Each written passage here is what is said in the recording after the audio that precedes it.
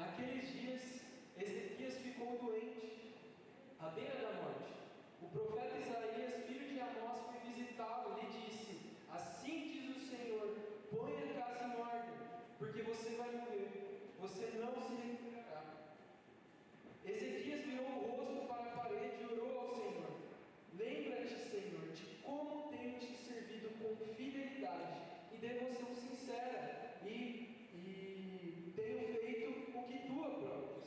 E Ezequias chorou amargamente.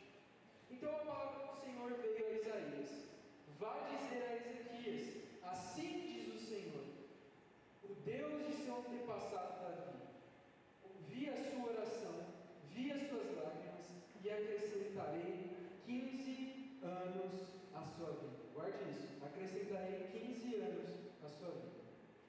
Seguindo um pouco o texto, agora abre comigo aí, vira a página, Isaías 39, a gente vai ler do 1 ao 8. Acharam aí? Beleza. Naquela época, Merodach-Baladã, filho de Baladã, rei da Babilônia, enviou a Ezequias cartas e um presente, porque soubera da sua doença e da sua recuperação. Ezequias recebeu com alegria os enviados, os recebidos dele, e mostrou-lhes o que havia em seus depósitos: a prata, o ouro, as especiarias, o óleo fino, todo o seu arsenal e tudo o que se encontrava em seus tesouros. Não houve nada em seu palácio ou em todo o seu reino que Ezequias não lhe mostrasse. Então o profeta Isaías foi ao rei Ezequias e perguntou: o que aqueles homens disseram? E de onde eles vieram? De uma terra distante, Ezequias respondeu. Eles vieram da Babilônia para me visitar. E o profeta perguntou: o que eles viram em seu palácio? Ezequias respondeu: viram tudo o que há no meu palácio. Não há nada em meus tesouros que não tenha mostrado. Então Isaías disse a Ezequias: ouça a palavra do Senhor dos exércitos. Um dia, tudo o que há em seu palácio, bem como tudo o que os seus antepassados acumularam até hoje, será levado para a Babilônia. Nada ficará, diz o Senhor. E alguns dos seus próprios descendentes serão levados e se tornarão eunucos no palácio do rei da Babilônia. É boa a palavra que o Senhor me trouxe. Ezequias respondeu: pois pensou, haverá paz e segurança enquanto eu viver. Ezequias, ele fica doente, e aí ele se derrama diante de Deus, ele se arrepende ali, ele chora amargamente, e o Senhor acrescenta para ele mais 15 anos de vida. Só que nesses próximos 15 anos ele volta a viver a sua vida normal. Então ele recebe uma visita, de pessoas que falam que vieram de uma terra distante, e aí, ao receber essa visita, ele mostra tudo para eles. Então o profeta, ele chega e fala assim: cara, tudo aquilo que você mostrou, vão vir, vão tomar de você, inclusive os seus parentes. E aí ele, meio apreensivo, mas isso vai acontecer quando você morrer. E aí ele fica feliz porque ele vai ter uma vida, o resto da vida dele de uma forma tranquila, ele ainda vai ter uma vida boa, vamos assim dizer. E quando eu vi esse texto, eu li esse texto, eu fiquei pensando: e se hoje Deus chegasse para você e falasse que você só acordaria na segunda-feira se você tivesse um motivo, um propósito que justificasse a sua vida? Você iria acordar na segunda-feira?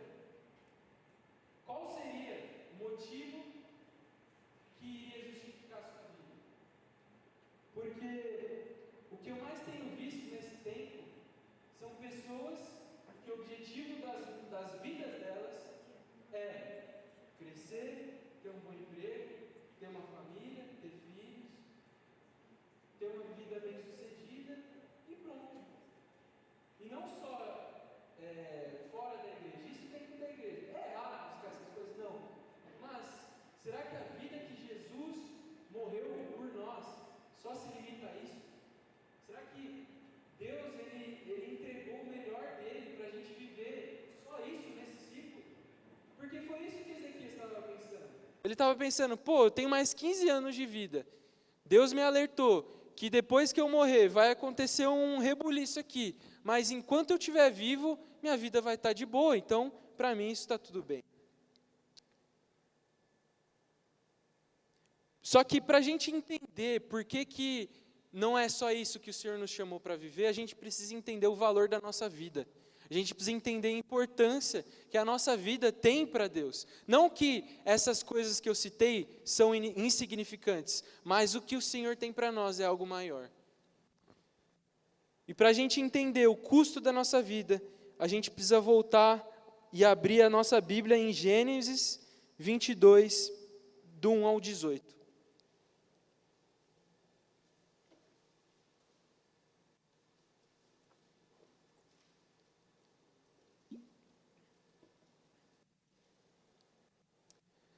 Passado algum tempo, Deus pôs Abraão à prova, dizendo-lhe: Abraão, ele respondeu: sim, aqui estou. Então Deus disse: tome o seu filho, o seu único filho, Isaque, a quem você ama, e vá para a região de Moriá. Sacrifique-o ali como holocausto em um dos montes que eu lhes indicarei. Então Abraão se levantou cedo pela manhã e preparou o jumento.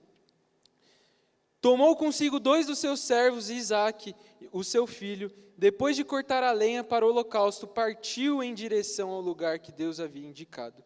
No terceiro dia, Abraão ergueu os olhos, viu o lugar ao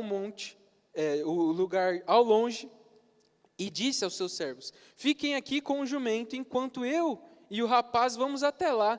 Depois de adorar, voltaremos. Abraão pegou a lenha para o holocausto, colocou sobre Isaque, o seu filho, enquanto ele mesmo carregou a brasa e a faca com as suas próprias mãos. Caminhavam os dois juntos quando Isaque disse a Abraão, o seu pai: meu pai. Sim, meu filho, aqui estou, Abraão respondeu. Isaque perguntou: a brasa e a lenha estão aqui, mas onde está o cordeiro para o holocausto? Abraão respondeu: Deus mesmo há de prover o cordeiro para o holocausto, meu filho. Os dois continuaram a caminhar juntos. Quando chegaram ao lugar que Deus lhe havia indicado, Abraão construiu um altar e sobre ele arrumou a lenha. Amarrou Isaque, o seu filho, e colocou sobre o altar, em cima da lenha. Então Abraão estendeu a mão, pegou a faca para sacrificar o seu filho. E o anjo do Senhor, porém, o chamou do céu. Abraão, Abraão. Sim, aqui estou, ele respondeu. Não estenda a sua mão contra o rapaz, disse o anjo. Não lhe faça nada. Agora eu sei que você teme a Deus, e porque você não negou dar a mim o seu filho, o seu único filho.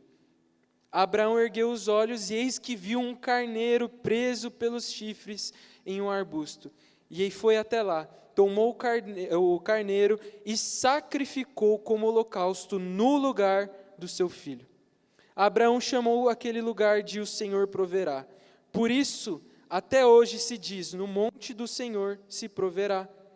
Pela segunda vez o anjo do Senhor chamou do céu a Abraão e disse: juro por mim mesmo, declara o Senhor, que por ter feito o que fez, não negando o seu filho, o seu único filho, esteja certo de que eu o abençoarei, farei da sua descendência tão numerosa como as estrelas dos céus, como a areia à beira-mar. A sua descendência conquistará as cidades dos inimigos, e por meio dela todas as nações serão abençoadas, porque você me obedeceu. Até aqui. Isaque, ele tinha aproximadamente seus 36 anos de idade, quando essa passagem aconteceu. Ele era o único filho de Abraão e o filho que iria ser cumprida a promessa. Isaque, ele estava carregando a lenha nas costas até o lugar onde ele seria morto. Isso não te lembra alguma coisa? A Bíblia vai falar que Abraão sacrificou o cordeiro, o carneiro no lugar de Isaque. O que isso quer? Onde eu quero chegar? João 3, 16 e 17 diz: porque Deus amou o mundo de tal maneira, e que deu seu único Filho unigênito, para que todo aquele que nele crê não pereça, mas tenha vida eterna, pois Deus enviou seu Filho ao mundo não para condenar, mas para que esse fosse salvo por meio dele. Jesus, ele trocou de lugar com Isaac. Jesus trocou uma vida pela outra. E da mesma forma, comigo e com você, Jesus trocou a vida dele pela sua. Essa foi a troca que Deus fez conosco. Essa foi a troca que foi feita. O ministério de Jesus, ele foi pausado de forma drástica ali quando ele tinha os 33 anos de idade. Mas ele não acabou ali, porque Jesus, ele trocou a vida dele com a sua. Então, por que eu falo que você tem um alto preço e você não nasceu, você não foi salvo por Jesus só para você construir uma carreira, ter uma vida legal, ter uma família, mas você foi salvo para você continuar a obra de Jesus. O ministério de Jesus não acabou, ele foi pausado, mas hoje ele continua através da minha vida. Então, por isso que é importante, você precisa entender que Jesus morreu por um propósito maior. Foi por um preço alto, porque Jesus, ele continuou, ele acreditou que você seria capaz de continuar aquilo que ele começou, a semente que ele começou a plantar. E eu quero te dizer como tem sido a continuação do ministério de Jesus na sua vida. Como que tem sido? Como que tem sido aquilo que Jesus tem feito através da sua vida? Porque você tem que ter isso na sua mente, cara. Você é a continuação do ministério de Jesus. Como que ele tem sido? Se seus vizinhos, seus familiares, seus colegas de trabalho, da sua escola, dependesse da manifestação, da pregação do reino de Deus através da sua vida, eles vão ser salvos ou eles vão ser condenados? Cara, você é a continuação do ministério de Jesus. E esse é o tema da mensagem de hoje. Mateus 9, 35 a 38.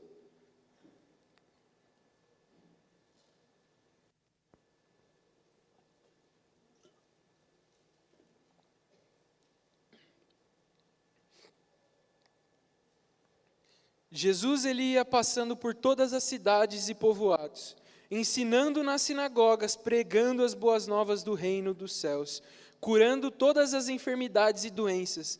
Ao ver as multidões, teve compaixão delas, porque estavam aflitas e desamparadas, como ovelhas sem pastor. Então disse aos seus discípulos: a seara é grande, mas os trabalhadores são poucos. Peçam, pois, ao Senhor da seara que envie trabalhadores para a sua seara. Jesus, ele não morreu para que você viesse ter um passeio no shopping. Jesus não morreu para você curtir a sua passagem aqui na terra. Jesus morreu para você trabalhar, mano. Jesus morreu para você trabalhar. Jesus morreu para você continuar aquilo que ele começou. E como que a gente pode continuar aquilo que Jesus começou a fazer através das nossas vidas? Como Jesus. Jesus, o impacto da vida de Jesus se tornou global e atemporal. Só que ele não começou dessa forma.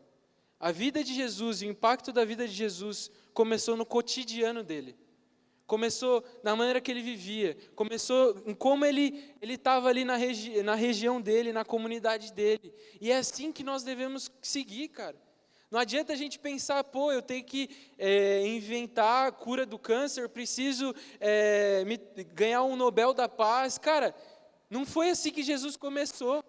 A gente vê hoje o resultado daquilo que Jesus fez, mas quando Jesus estava ali, cara, eu tenho certeza absoluta que nenhum dos discípulos imaginava que o evangelho ia chegar nos 4 cantos do mundo um dia. Por mais que eles viram acontecendo, fomentando as coisas, nenhum deles imaginou que ia ter esse resultado. Então, por que quando a gente quer começar, quer fazer algo para Deus, a gente acha que a gente precisa lotar um estádio para então começar a fazer alguma coisa? A gente precisa lotar a nossa escola lá, o intervalo, todo mundo tem que parar para ouvir a gente pregar, para então a gente ver que Deus está fazendo alguma coisa. Quando Jesus ele começou através do cotidiano, da vida cotidiana. Então, nós precisamos continuar o ministério de Jesus nas esferas da vida cotidiana. O texto central, base de hoje, que vai nos nortear, é Atos 10, 38. Então, abra aí comigo. Esse texto vai nos trazer as lições que nós precisamos aprender para hoje.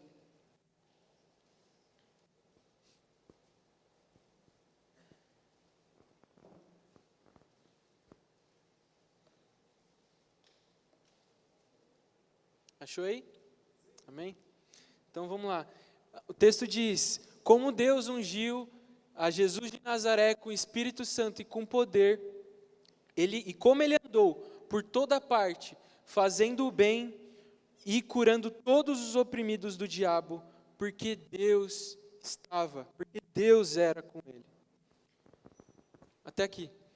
Como que nós podemos continuar o ministério de Jesus através da nossa vida cotidiana?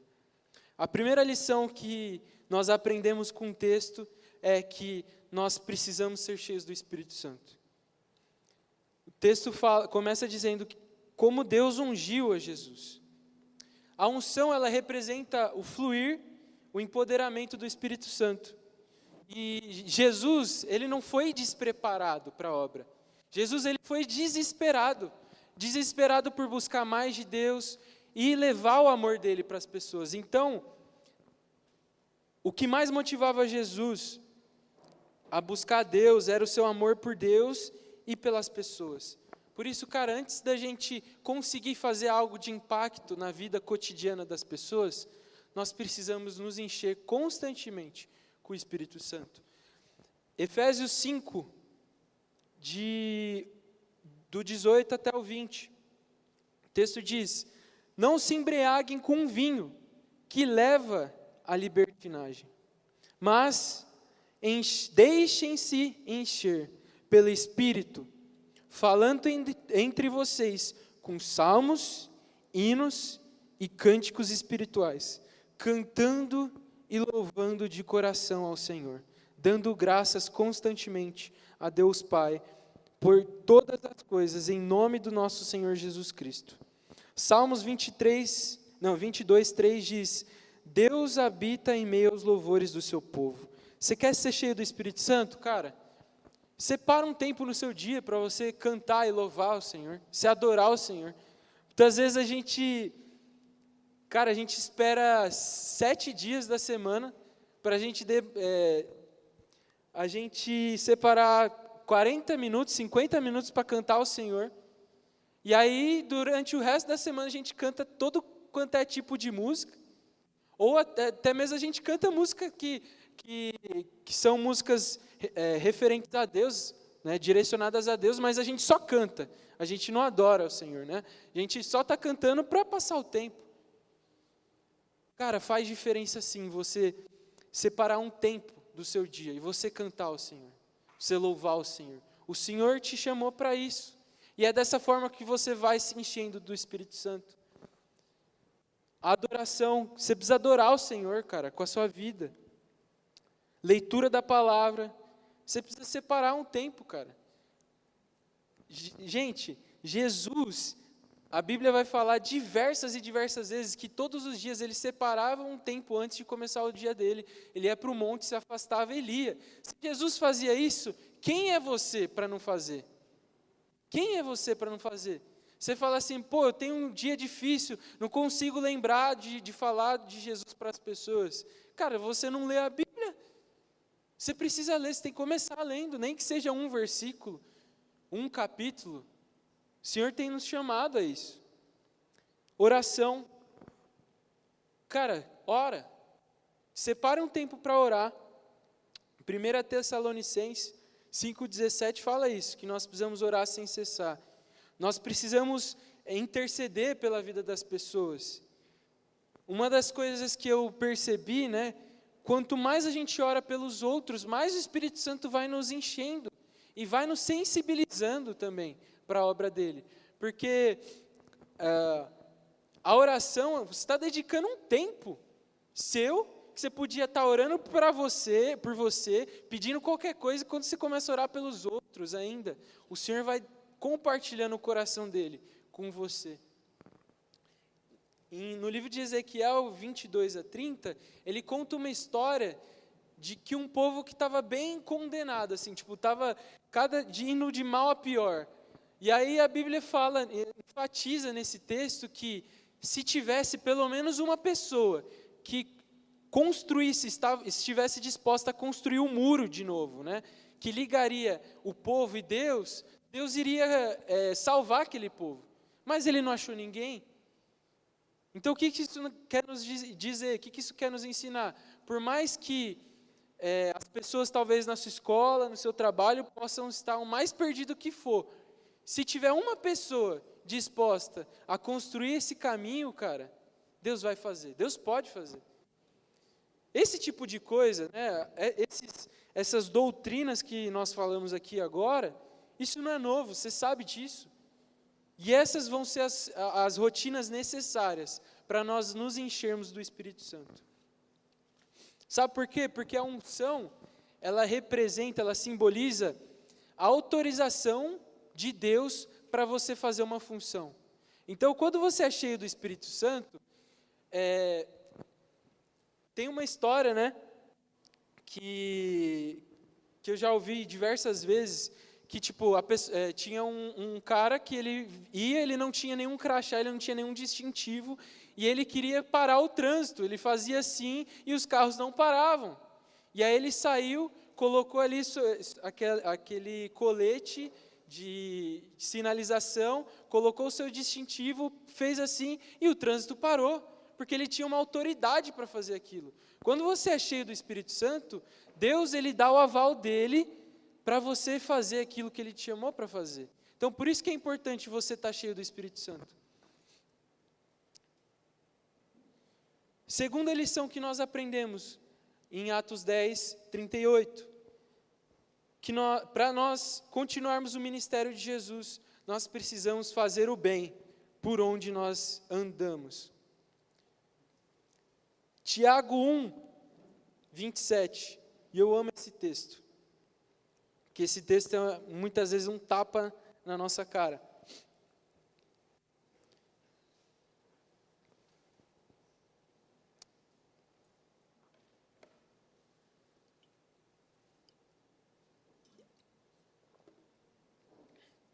Tiago diz: a verdadeira religião, aos olhos de Deus, pura e sem falhas, consiste em amparar os órfãos, as viúvas nas tribulações.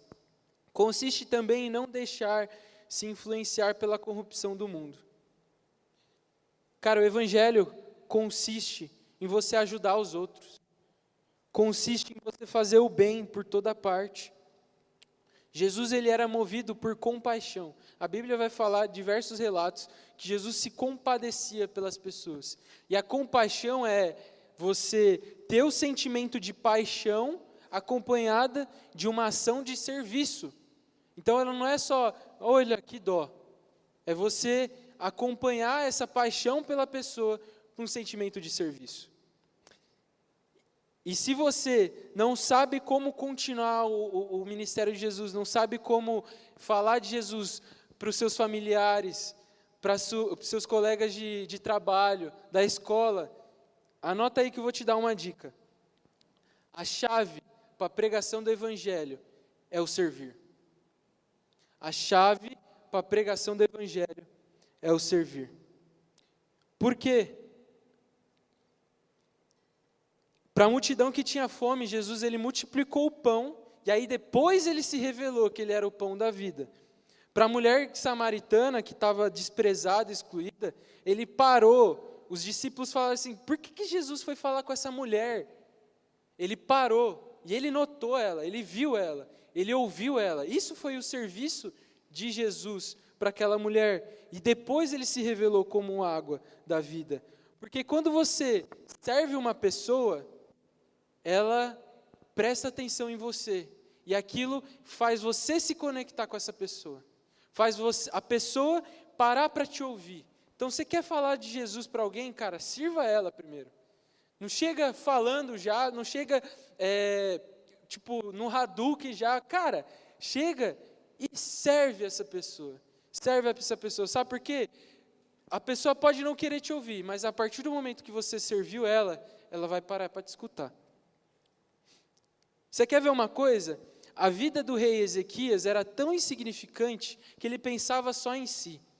Quando Deus ele dá uma segunda chance para ele e concede mais 15 anos de vida, e aí depois ele apresenta o palácio dele, ele recebe aquela profecia, para ele falou assim, tudo bem. A Bíblia fala que os parentes dele seriam levados cativos, e ele falou, tudo bem. Cara, ele não se importava com as pessoas. Como a gente vai falar de um amor de Jesus se a gente não serve as pessoas? E Jesus ele era muito usado por Deus, mas também muito estratégico. Em nenhum lugar Jesus chegava já fazendo as coisas, ele chegava servindo, cara. Ele chegava servindo. A multidão que tinha fome, ele chegou e ofereceu o pão primeiro. Cara, porque você vai pregar, vai falar que Jesus supre as coisas, que Jesus é bom, que Jesus ama as pessoas. A pessoa está com barriga vazia, velho, ela não vai te ouvir. A pessoa está ali com uma necessidade, ela não vai te ouvir. A Bíblia fala que a gente não pode adorar o Senhor de mãos vazias. E quando a gente fala e a gente leva o Evangelho, a gente está adorando o Senhor. Então a gente precisa servir as pessoas. Se eu te falar que existem pessoas hoje querendo se matar muitas vezes no seu trabalho, porque ninguém parou para ouvir elas. Tem pessoas com doenças terminais na sua sala de aula e você está preocupado com os seus próximos 15 anos de vida que Deus te deu. Tem pessoas excluídas e desprezadas na sua própria família, mano. Sabe aquele primo que todo mundo fala que é esquisito?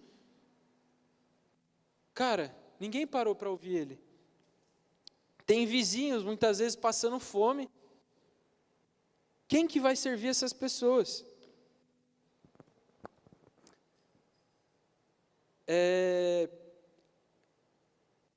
Ia acontecer a semana de avivamento aqui, né? Aqui na quadra mesmo, na Carisma.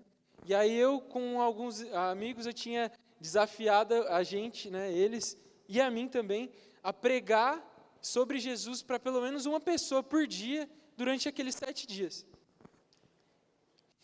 E aí, eu lembro que, acho que foi no 3º dia da noite de avivamento, a Vicky foi trabalhar presencial, então eu fiquei sem o carro, e aí eu fui e tinha que ir a pé para a igreja, né, da minha casa, estou morando aqui perto agora. E se tem uma coisa que eu gosto é de vir a pé para a igreja. Por quê? Porque quando a gente está de carro, velho, a gente está preocupado com o caminho, a gente está preocupado onde vai estacionar, a gente está preocupado em não atropelar as pessoas na rua. E aquilo que a gente não faz é notar as pessoas. E, cara, eu amo, desde quando eu morava na casa da minha mãe aqui em cima, eu amo vir a pé, porque eu vou olhando as pessoas, vou parando pelas pessoas. E aí, eu tinha saído, assim, na minha casa tem uma subidinha, e aí depois tem uma ladeira, e aí desce para vir para cá. E aí, quando eu saí, eu tinha falado isso com os meninos e tal, e eu falei, eu preciso falar de Jesus para alguém, aqui, senão vai acabar o dia, eu não vou ter falado para ninguém. E aí, beleza, passando lá, aí tinha uma ladeira, assim, tinha um senhor com uma bengala. Não, eu ia falar velhinho. Um senhorzinho. Aí tinha um velhinho, ele estava com a bengala, assim, ele estava subindo, assim, com muita dificuldade a ladeira. E aí eu vi aquilo, sabe quando você vê e você quer desver? Eu vi, e aí eu já, vou desver isso aqui, vou fugir daqui. E aí, beleza, eu virei, tinha esquina assim, na curvinha. Eu nunca tinha experimentado isso na minha vida.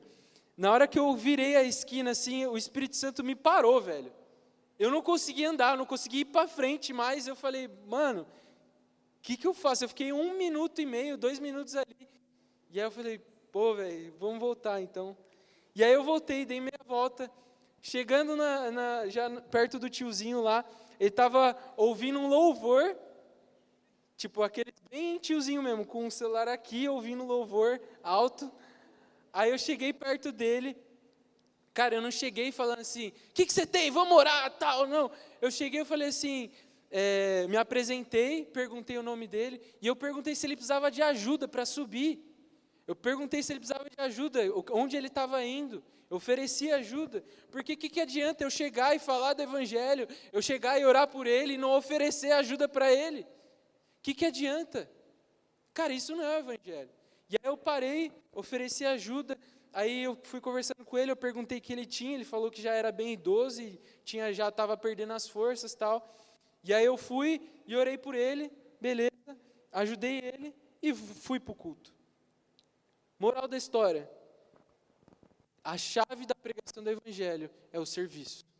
Você quer pregar o evangelho para os seus amigos na sala de aula, cara, comece ensinando eles aquilo que eles não sabem da matéria. Você quer pregar o evangelho para os seus colegas de trabalho, comece ajudando eles naquilo que eles mais têm dificuldade. Você quer pregar o evangelho para o seu tio, para ouvir ele, o que ele tem para falar. Mesmo que seja aquele tio que fala muito. Deixa ele falar, ele falar, ele falar. Quando ele cansar de falar, aí você vai ter uma oportunidade. Sirva as pessoas. O evangelho é assim. Jesus fez isso. E se a gente é a continuação do ministério de Jesus, por que a gente quer inventar um método de pregação? Por que a gente quer inventar um método de evangelismo? Cara, a gente precisa ouvir o mestre. O que o mestre fazia? Ele chegava, servia as pessoas. Terceira lição que nós aprendemos. Pregando o reino de Deus. Porque o texto diz, como Jesus andou por toda parte, curando todos os oprimidos do diabo. Curar os oprimidos do diabo vem acompanhado e faz parte da pregação do reino de Deus. Todo lugar que Jesus ia, era o cotidiano, era a missão dele. Jesus, ele não era considerado um missionário, né? Ele não saiu de um lugar para ir pregar no outro. Ele sabia que ali era a missão dele. E muitas vezes a nossa dificuldade, quando a gente pensa em missão, por exemplo, em evangelismo, a gente pensa que a gente tem que sair do nosso local, do nosso lugar físico, para pregar o evangelho. Ali era a missão de Jesus. E posso te falar uma coisa? A gente entendeu que a gente precisa servir as pessoas, certo? Mas se a igreja só serve, se a igreja só faz o bem social às pessoas e não prega o evangelho, ela não é igreja, ela é uma ONG, é uma instituição. Então, se a gente alimenta a pessoa, ela vai ser condenada com a barriga cheia. A gente precisa levar o evangelho. A gente precisa falar de Jesus, porque é muito injusto a gente trazer só aquilo que a pessoa... É a mesma coisa, um médico, uma pessoa chega com uma doença bem grave para o médico, e aí, o que você tem? Estou com muita dor, o médico, tá bom, toma esse remédio para dor, e deixa a pessoa lá morrer. Então, não faz sentido a gente só fazer o bem, só fazer ação social e não pregar o evangelho. Mateus 28, 19 a 20, diz, portanto, vão e façam discípulo por todas as nações, batizando em nome do Pai, do Filho, do Espírito Santo, ensinando os novos discípulos a obedecerem todas as ordens que eu lhes dei. E lembre-se disto, eu estarei com vocês até o fim dos tempos. Tem uma versão que diz, por onde quer que você vá, faça discípulos. O que esse texto e essas versões querem nos ensinar é que Deus ele colocou você, Deus ele colocou eu, Deus ele nos colocou em lugares estratégicos. Deus ele nos colocou em lugares estratégicos. Ele colocou você na sua família, que muitas vezes você fala assim, por que eu nasci nesse lugar, velho? Por que eu tenho tantos irmãos? Ou por que eu não tenho nenhum irmão? Deus te colocou nesse lugar, velho, estrategicamente. Deus, Ele colocou você nesse emprego, e estrategicamente nessa escola.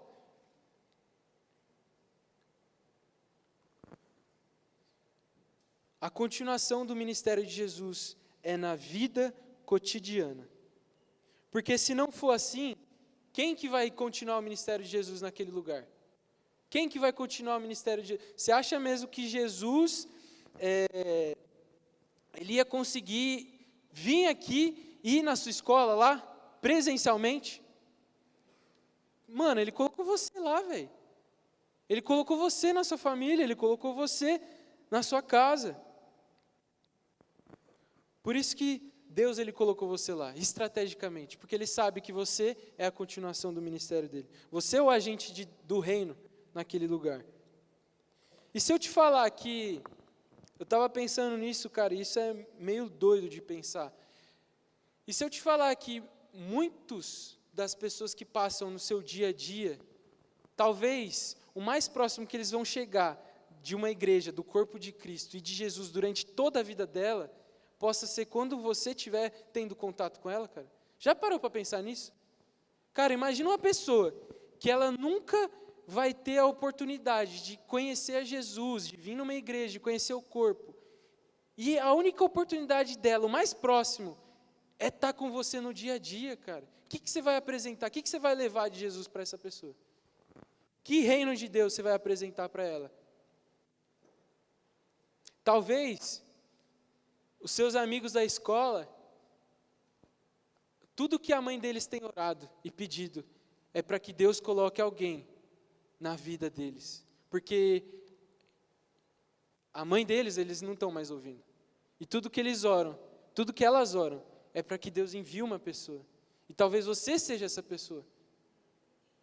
Como eu já vi em diversas vezes, cara. Diversas vezes. E se Jesus passasse pela mulher samaritana, no poço, e não tivesse dito nada, cara? E se ele tivesse passado por ela? Ela pegava a sua água, voltava para a sua comunidade, ela ia continuar ali com mais outros maridos, ela ia continuar a sua vida normal, ia continuar sendo desprezada, aquele povo não ia conhecer Jesus, aquele povo não ia ser tocado. E se ele não tivesse parado?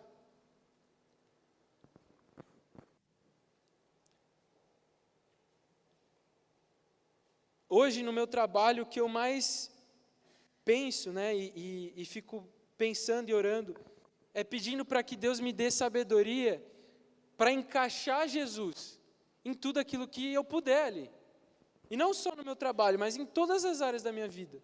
E eu fico procurando, esperando esses momentos de encaixar Jesus sem ser esquisito, sem ser aquele cara que vai chegar e vai falar, agora ninguém vai sair dessa sala, porque eu vou falar de Jesus e todo mundo vai me ouvir.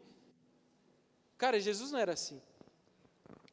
Mas eu fico pensando como eu posso encaixar Jesus, sem ser inconveniente, mas com graça e com autoridade.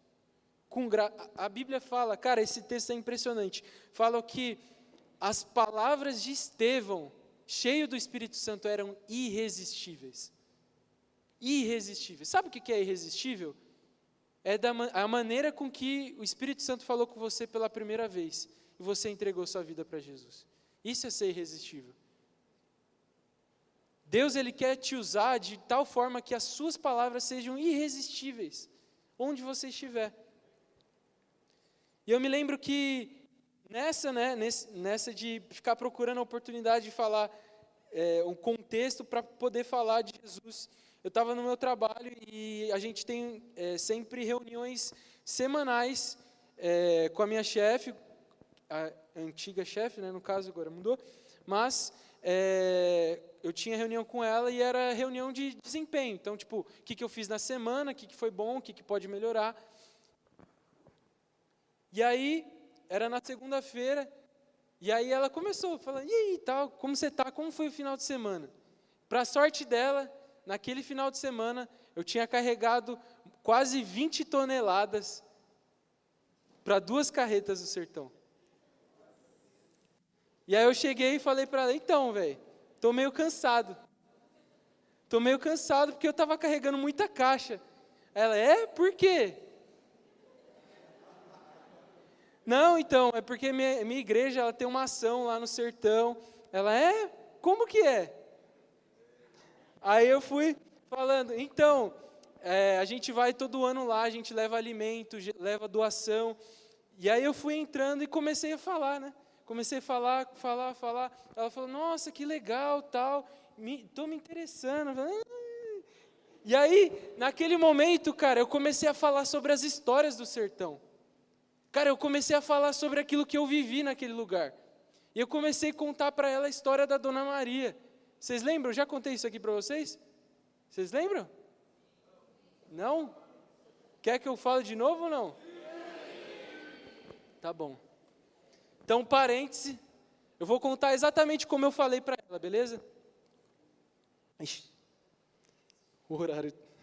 Mas vamos lá. Lá no sertão, a gente era dividido em grupos e cada grupo decidia para onde ia. E a gente tinha 4 vans ali, eu estava com o meu grupo, eu comecei a orar, falei, Deus, para onde o Senhor quer nos direcionar? E aí todo mundo tinha entrado na primeira van. Aí depois foram e falaram para eles, essa van não vai para a cidade, vai para um lugar que só tem uma casa só. Aí todo mundo saiu da primeira van e foi para outra van. E eu orando ali, falei, o Senhor quer que a gente vá para lá. E aí a gente foi. Chegando lá na van, a missionária começou a dar a instrução para nós e falou assim, a gente vai visitar uma mulher para fazer os curativos dela. Porque ela quebrou a perna e não tem SUS, não tem ninguém que vai até ela. E eu vou lá toda semana fazer os curativos da perna dela. Beleza, a gente chegou lá, no sertão, as portas elas são divididas no meio. Então a parte de baixo fica fechada e a de cima abre como se fosse uma janela. A gente parou na van, a mulher ela estava assim olhando na janela e ela já estava olhando com aquela cara de, sabe o seu Epaminondas? Ela estava orando assim, tipo, eu não quero vocês no meu quintal. E aí a gente já ficou assim, com medo, né, em choque. E aí a missionária falou assim, gente, não liga para a cara que ela está fazendo, é que ela está com muita dor e ela está muito triste. Beleza, a gente entrou lá.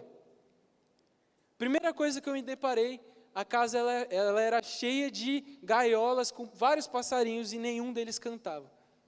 Era um profundo silêncio, um profundo sentimento de tristeza naquele lugar. E aí a gente chegou, ela foi, começou a fazer os curativos, né, na perna dela. Acho que a Ita estava com a gente, a Thalita, quem mais? Não lembro mais quem estava. Mas enfim, e ela começou a falar da vida dela. E ela falou que ela foi abandonada pelo marido, e ela foi traída pela sua própria irmã, com o marido. O marido largou ela para ficar com a irmã. E ela falando aquilo com ódio, com raiva. E aí a gente perguntou se ela pudesse pedir alguma coisa, o que ela pediria. Ela falou assim, eu queria ser feliz pelo menos um dia antes de eu morrer. E aí a gente ficou com aquilo, ouvindo aquilo. E aí o Espírito Santo na hora me trouxe aquela passagem de que, ainda que seja um copo de água que você der a um dos pequeninos dele, você vai estar fazendo isso por ele. Naquele momento eu me conectei com essa palavra, eu falei, ela é Jesus aqui. Não fisicamente, né, mas aquilo que eu puder fazer por essa mulher, eu vou estar fazendo para Jesus. E eu pensei, naquele momento, ela falando, e eu pensei, cara, se Jesus estivesse aqui hoje na minha frente, a primeira coisa que eu ia fazer seria abraçar ele. E aí eu cheguei para ela estava toda fechada lá. Falei, eu posso abraçar a senhora? Ela, pode? E aí eu agarrei ela, me abraçou assim, e ela começou a chorar, velho. Ela começou a chorar, eu comecei a chorar. E aí então a gente orou para aquela mulher, eu falei, Jesus está aqui. E eu vi Jesus na senhora, e a gente começou a orar. Aquela mulher foi quebrantada, assim, ela mudou. A expressão dela mudou totalmente naquele lugar. A gente começou a cantar ali, e aí, enquanto a gente cantava, a alegria enchia aquele lugar, e os passarinhos voltaram a cantar, velho. Eu te juro, não estou mentindo. Quem estava lá ouviu e viu. Cara, os passarinhos começaram a cantar, o ambiente mudou naquele lugar. Um dos relatos das pessoas que vieram depois que a gente estava naquele lugar de visita, e aí dá para passar aí, Dani, a foto ou não? Dá para passar a foto aí? Ixi, aí, boa. Essa aqui é a foto do momento que eu abracei ela. E a pessoa que tirou essa foto, cadê a Andressa? Foi a Andressa. E aí ela falou que a Andressa veio de fora, ela estava passando para tirar foto das visitas. E ela falou que quando ela viu essa cena, o sentimento foi de paz. E ela não entendeu nada que aconteceu, ela não pegou nada do contexto, porque o Senhor estava naquele lugar. E foi exatamente assim que eu contei para minha chefe. Quando eu terminei de contar, ela estava chorando. E aí ela chorando ali, aí eu falei, beleza, mas e os resultados da semana? E aí a gente continuou a reunião. Moral da história, cara, esteja preparado para falar de Jesus o tempo todo. Quer ver mais uma coisa? Ainda na semana que eu tinha feito o desafio com os meninos de pregar de Jesus para pelo menos uma pessoa por dia, era acho que no 4º dia das noites de avivamento. E aí lá no trabalho a gente tem um negócio que a gente chama a palavra que a gente usa é buddy, que é toda pessoa que é nova, ela precisa ter alguém responsável por ajudar ela a se enturmar, conhecer sobre a cultura da empresa, ensinar ela a crescer e aprender lá dentro. Enfim, então tem uma menina lá que eu sou buddy dela, e aí a gente estava nessa mesma reunião, né? Então a gente estava falando sobre os resultados e como ela poderia se adaptar e crescer lá dentro da empresa. E aí ela estava contando que ela estava se sentindo muito insegura, porque uma semana ela ia bem, outra semana mal, outra semana bem, outra semana mal. E ela estava se cobrando muito por isso. E aí eu fui e comecei a falar como eu conseguia ser mais constante possível. E aí eu fui, desde os mínimos detalhes. Eu comecei, você quer saber a real? E ela falou, sim. Eu falei, então, o que eu faço? Eu começo minha semana, eu pegando a lista de todo mundo, todas as pessoas que são os meus vendedores, que eu vou entrar em contato, eu pego essa lista e começo orando por eles. Eu oro por cada um deles, para que o Senhor me dê sabedoria, para que eu possa ajudar eles, e para que cada um deles venha conseguir entrar em contato mesmo, eles venham me responder e tudo mais, venha conseguir ligar, enfim. E aí eu continuei seguindo ali. Eu inseri exatamente onde eu poderia ali. E depois a gente começou a conversar sobre Jesus, enfim. Então, moral da história, cara, esteja preparado para pregar o Evangelho. 4º e último ponto que eu queria trazer é: Deus há de cooperar com você. No final do texto, em Atos 10, 38, diz, porque Deus estava com ele. Marcos 16, 20 diz, então os discípulos saíram e pregaram por toda parte, e o Senhor cooperava com eles, confirmando-lhes a palavra com sinais que a acompanhavam. Antes de eu terminar, eu queria contar mais uma história para vocês. Há uns domingos atrás, eu estava vindo para a igreja, né, de carro, e eu estava passando mais ou menos pela rua do Cida ali, estava descendo aqui. E aí eu passei com um carro e eu vi uma senhora parada ali na janela da casa dela, e eu estava descendo, e aí eu continuei o carro, entrei na rua do Pio 10 ali, e aí o Espírito Santo falou comigo, se você estivesse no sertão, você teria parado por ela. Na hora, eu falei assim, meu Deus, velho, para que isso, Espírito Santo? De graça, velho. E aí eu fui, dei um retorno, voltei, parei o carro bem na frente da casa dela, desci do carro, cheguei para ela e falei assim, oi, tudo bem, me apresentei e tal. Falei, então, não sei se a senhora crê e tal, mas o Senhor me incomodou tal, para eu parar aqui para conversar com a senhora. E aí, na hora, ela falou assim para mim, falou assim, se deve pregar a toda criatura. Eu não sou criatura, eu sou filho de Deus. Falou assim. Aí eu, meu Deus, calma, velho. E aí, na hora que ela estava falando, o Espírito, eu pensando, né, e brigando com o Espírito Santo dentro de mim, falei, e aí, Espírito Santo, você fez eu parar para eu vir aqui, a mulher já crendo em você, e ainda já tomei outra, tomei 2 já, para que isso? E aí, eu pensando, né? Por que então que eu parei aqui? E aí eu falei, tá bom, né? Para não ter viagem perdida, então posso orar pela senhora? Aí ela começou a chorar do nada. Eu falei, oxi, o que está acontecendo com essa mulher? Ela começou a chorar. E aí ela chorando ali, ela falou que ela serve o Senhor durante toda a vida dela, inclusive a igreja que ela vai é do outro lado da rua da casa dela, o filho dela é um dos pastores de lá, só que uma coisa ela não tem na vida dela, ela estava falando, que o marido dela não crê em Jesus, e ele bebe muito, enfim, e aí ela começou a chorar por isso, e eu falei, tá bom, então vou orar pela senhora. Ela falou, não, aqui na rua não, pelo amor de Deus, não sei se ela ficou com vergonha. Eu falei, tá bom, mas eu vou orar pela senhora, e não só eu, mas 150 adolescentes vão orar pela senhora. Naquele dia eu vim para o culto, trouxe essa palavra para vocês, não sei se você se lembra, e a gente orou aqui pela vida do seu Josué. Quando eu penso nessa história, e naquela mesma história, né, que eu contei para vocês, sobre o senhor que estava de bengala, cara, muitas vezes a gente precisa parar, se a pessoa, ela crê em Jesus já ou não. A gente precisa só obedecer ao Senhor. Às vezes a gente tenta colocar, requisitos para a gente falar de Jesus para as pessoas. Quantas vezes você não precisou de uma palavra de Jesus e ninguém estava lá para falar com você? O que você precisa é falar de Jesus para as pessoas. E ao meditar nisso, duas coisas me impressionaram muito. A primeira é aquela frase do Espírito Santo para a minha vida, que se eu tivesse em uma ação, em uma missão de evangelismo, eu teria parado para as pessoas. Isso me pegou muito, porque muitas vezes a gente só ativa o nosso modo missionário quando a gente está em uma ação de evangelismo, cara.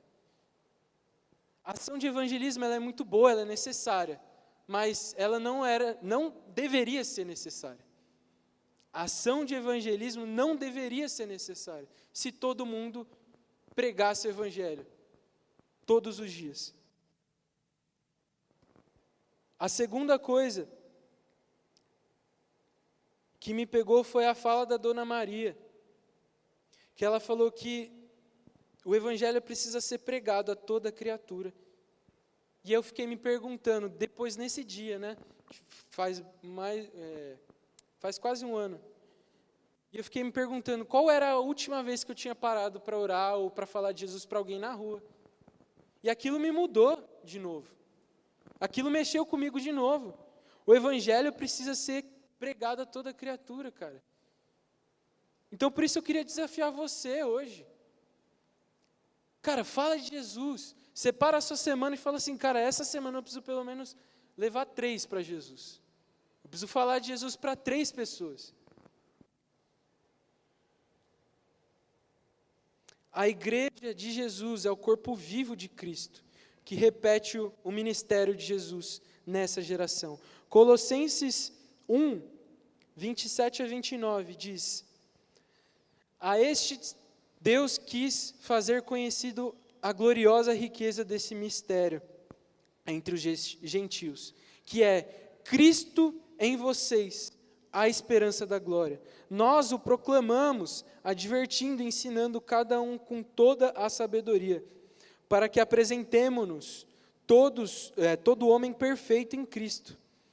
Para isso eu me esforço, lutando conforme a força dele que atua poderosamente em mim. Cara, você foi chamado para ser Jesus na vida das pessoas. Eu queria terminar, fica de pé comigo, por favor. Eu queria ler um último texto.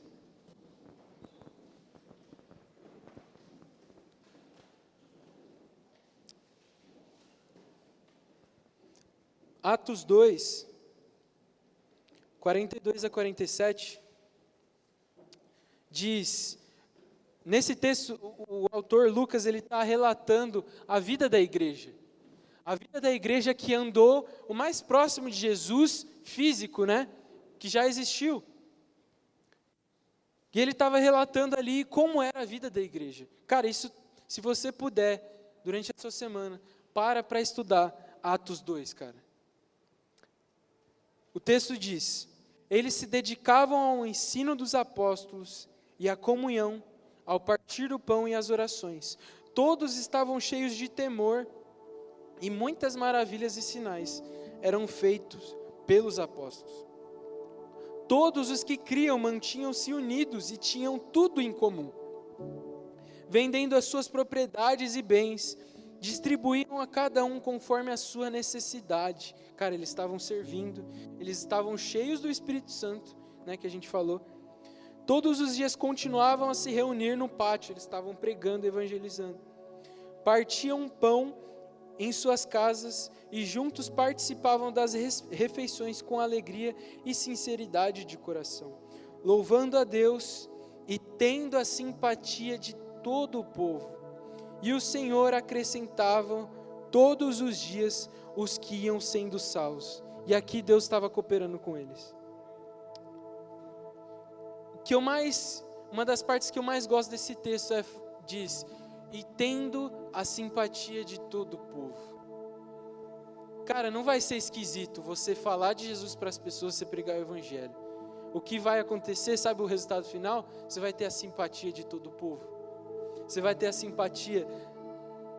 O Espírito Santo vai convencer as pessoas através da sua vida. O Senhor nos chamou para viver dessa forma. O Senhor não nos chamou para a gente chegar e falar assim: não, beleza, eu tenho mais 15 anos de vida. Beleza, vou fazer o que eu quiser, vou casar, vou ter filhos, vou construir uma família, vou ter um emprego bom, e é isso tudo que Deus tem para mim. Não, velho. Jesus morreu por você, por mais, mano. Jesus morreu para continuar o ministério dele através da sua vida. Então, vamos viver isso, gente. Eu creio que é isso que o Senhor quer nos direcionar nesse tempo. Ele quer usar as nossas vidas como Ele nunca antes fez. Amém? Eu queria orar com vocês nesse tempo, porque antes de Jesus enviar os 70, Ele reuniu eles, Ele deu algumas instruções para eles, Ele orou e então eles foram. Eu creio que o Senhor quer nos enviar hoje aqui. O Senhor quer nos enviar para os nossos trabalhos, para as nossas escolas, para as nossas faculdades, para as nossas famílias. E a gente não pode ser enviado antes de sermos cheios do Espírito Santo, antes de recebermos as instruções que Ele tem para nós. Então que você venha orar e venha pedir para o Senhor sabedoria, ousadia, graça do Senhor. Que você venha orar para que você seja aquele cara que tem a palavra certa no momento certo, aquele cara que tem dom de sabedoria, dom de conhecimento, para saber exatamente aquilo que a pessoa está passando, e trazer uma palavra de instrução, uma palavra de conhecimento. Senhor Jesus, Pai, nós nos colocamos diante de Ti, Senhor, assim como aqueles 70, Senhor, que o Senhor enviaste, Pai. Jesus, nós sabemos que a Tua vontade, Senhor, é continuar o Teu Evangelho, Pai. Continuar a Tua obra, Senhor, através das nossas vidas, ó Pai. Ó Deus, Jesus, a gente não quer esperar até janeiro para a gente ir para um sertão e para a gente pregar para as pessoas, ó Pai. Jesus, nós não queremos esperar um evangelismo para então pregar para as pessoas, Senhor. Jesus, nós não queremos isso, Pai. Nós queremos viver de forma cotidiana o Teu Evangelho, Pai. Levando a Tua paz, ó Pai. Levando o Teu caminho, Pai. Levando a Tua palavra, levando o Teu Evangelho, o Teu poder, Pai. Por isso, nesse momento, Espírito Santo, nos empodera através do Teu Espírito, Pai. Nesse momento, nos dá palavra de conhecimento, Pai. Palavra de sabedoria, Senhor. Pai, nesse momento, Senhor, que o Senhor venha incomodar os nossos corações, ó Pai, para saber exatamente aquilo que está passando, Senhor, na casa dos nossos amigos, ó Pai, dos nossos colegas, ó Pai, aqueles que têm depressão, Pai, aqueles que têm ansiedade, Senhor, nos dê uma palavra, Senhor, nos ensina como servir eles, ó Pai, como servir esse povo, Jesus, porque não é possível que o Senhor nos colocou neste lugar, Pai, Pai. Não é possível que o Senhor nos colocou nesse tempo, Senhor. Não é possível, talvez não seja para um tempo como este que o Senhor nos chamou. Talvez não seja para um tempo como este que o Senhor nos colocou nessa posição, Pai. Por isso, Jesus, toma o nosso coração, Pai. Toma o nosso coração nessa noite, Senhor. Porque nós não podemos parar em nós aquilo que o Senhor tem feito, Pai. Nós não podemos deixar de falar daquilo que temos visto e ouvido, Senhor. Em nome de Jesus, ó Pai, e o melhor, Deus, que nós cremos na Tua Palavra é que a Tua Palavra diz que quando nós fôssemos colocados em meio a tribunais, em meio a lugares que nós temos que dar uma justificativa, temos que falar algo, não é a gente que vai falar, mas é o Teu Espírito, Senhor. Por isso, Espírito Santo, que o Senhor nos use, Pai. Que o Senhor use as nossas vidas, ó Pai, que o Senhor incomode o nosso coração, para que nessa semana a gente venha pregar para pelo menos uma pessoa por dia, Senhor. Uma pessoa por dia, Senhor. Uma alma por dia, Pai. Uma alma por dia, Pai. Como Jesus, uma alma por dia, Senhor. Como o Senhor usou aquele evangelista, Pai, que orava, Senhor, e clamava, falando, uma alma por dia, uma alma por dia, uma alma por dia, Senhor.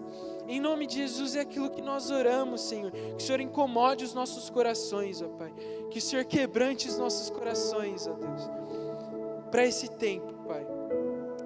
É aquilo que nós oramos, Senhor. E te agradecemos nesse tempo, Senhor. Em nome de Jesus. Amém.